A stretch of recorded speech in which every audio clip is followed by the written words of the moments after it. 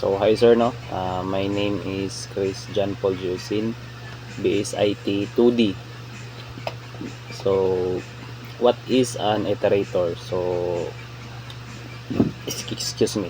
So ang iterator, no, kay isa siya ka pamaagi or gamit para tanaw ng item one by one sulod sa isa ka collection, same sa list or array.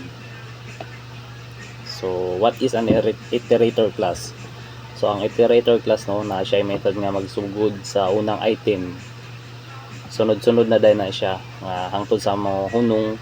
So pag wala na amuhunong ra na siya pag wala na item. So what do we use iterator? So anong ginagamit ang iterator? Ginagamit ang iterator sir kay mas sayon or limpyo ang code, dili na need og index ug tipid siya sa memory og mas flexible. So a real life analogy sa iterator. So example na lang diha nga kanang mag-count ka og kanang biscuit. So pag mag-count kag biscuit, dili nimo pwede nga kaunon dayon tanan. So isa-isahon nimo na siya kaunon hangtod sa mahurot.